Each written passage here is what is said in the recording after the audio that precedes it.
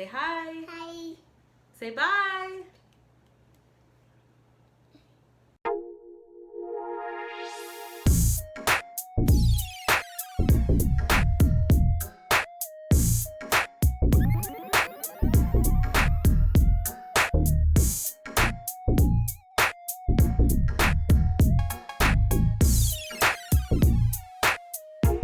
Hi and welcome. If you are new here, my name is Melissa and I love to sew.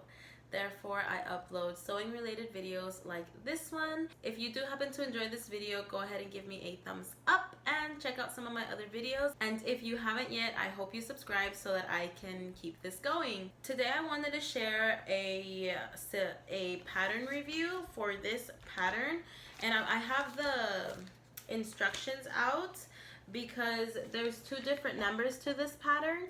So it's the R blah blah blah something, but it's really the S8930. So I made 3 shirts with this pattern and I actually like this pattern a lot. It's fairly easy somewhat. The instructions are very confusing and I don't understand them, so I kind of just wing it and I basically just use the pattern pieces to kind of come up with whatever it is that I want to sew. I don't know if I'll ever make this dress. Watch me make it. But I do know that I really like the tops except for the ruffles. My arms are actually one of my biggest insecurities, so I don't ever really like to put anything to bring more attention to them. The very first one that I made, and I'll show you a clip of me rocking it, and it was this really cute hedgehog. If you follow me on Instagram, then you've already seen this top and you see me wear this top quite often, and I do. I absolutely love and enjoy wearing this. I feel like it matches with a lot of different things that I have, and it's a nice white color but with a design of hedgehogs. If you don't know, I actually want a hedgehog. I think hedgehogs are so cute and beautiful when they're wobbling all over the place. They're so cute. I want one, but I don't know enough about hedgehogs to own one. Therefore, I'm keeping my distance from them until I feel that I'm ready for one. And yeah, so I'll talk about this on the clip. So watch my clip. So here it is. I do love this top, except that this fabric ended up stretching out a lot. It's still one of my favorite tops, but I do tend to tie it right here and I wear it to yoga, but it's too baggy to wear to yoga, so sometimes it does get in the way. But I'm still gonna wear it. I'm still gonna get a lot of wear out of it. Like I've said, I love the fabric. Because of the hedgehogs, it just stretched out so much. Then I made a second one, okay? I made this again in red, and then I made the strings shorter, not on purpose. I just ended up making them shorter by accident, but that's fine. I don't mind it. I think it keeps it a nice little, curved. This isn't, I never curved this, so it's just a straight cut. It's like this. It's just a straight cut. But when you add the drawstrings on it, it creates that curve at the bottom. And I like it. I like the top, but I'll talk about why I don't like it while I have it on. So just go ahead and watch that clip. So here it is. I like this top. I like the drawstring in it. I think the fit is very nice. It did not stretch out like the hedgehog one, but I will say that it doesn't flatter my figure like I thought it would. It really makes me look straight up and down. I am a rectangular figure. This is why I say analyze your figure so that you can wear things that help you create the illusion of a curvy body, as opposed to this one where it makes me look very, very straight. But I still wear it. I mean, that's not going to stop me from wearing it.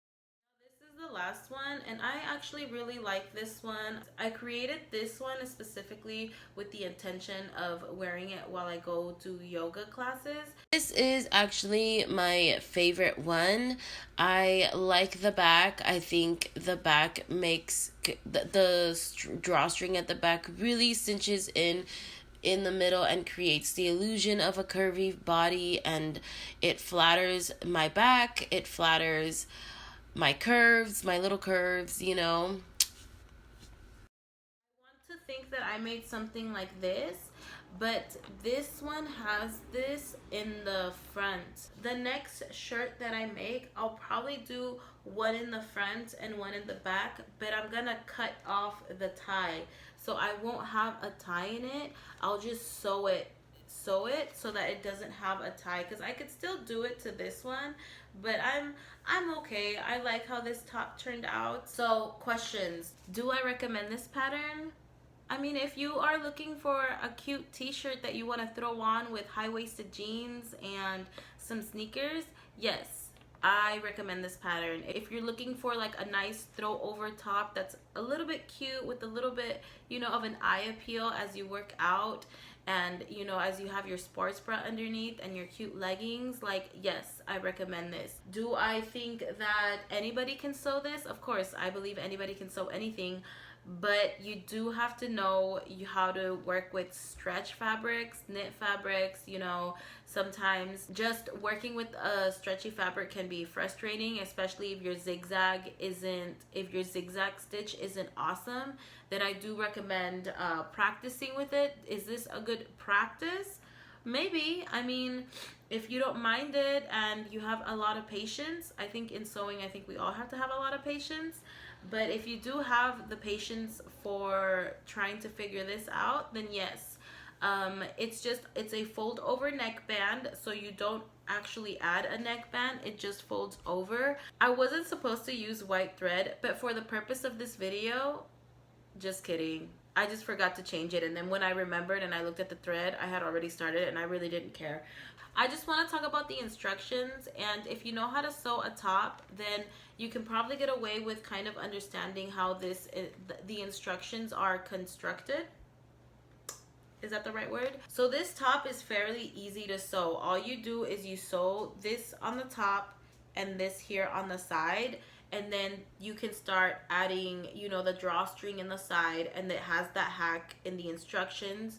Or you can, you know, cut it in the front or the back and then do the same trick and add the drawstrings. You can also add bows. A good example on how these instructions are constructed is they show you how to sew a drawstring, but they don't tell you where to sew it, if you want it in the back or the front, the sides or the sleeves. You kind of just, you know how to sew a drawstring, so then you just go ahead and add it where you want it. Also with the bow, they give you the pattern for the bow and how to sew the bow, but then you put it wherever you want it. So just know that you'll have to have a little tiny bit of patience, but there's no doubt in my mind that if you are curious to sew it, you should be able to sew it. It's fairly easy, just that the instructions aren't organized like step 1, step 2, step 3. They're kind of all over the place, and then you get to choose your own step 1, you get to choose your own step 2. As long as you sew the shoulder seams together and the side seams, you're basically, the sky's the limit on what you want to do with this pattern. There's no zippers or buttons involved in this pattern, so you have to have stretchy fabric, you know. When it comes to sizing, the first one I made was a small. So this Hedghog one I made as a small, and you saw how much that stretched out. I mean, it's ridiculous how much that fabric stretched out. This one and the other red one I made as an extra small, and it fits so much better.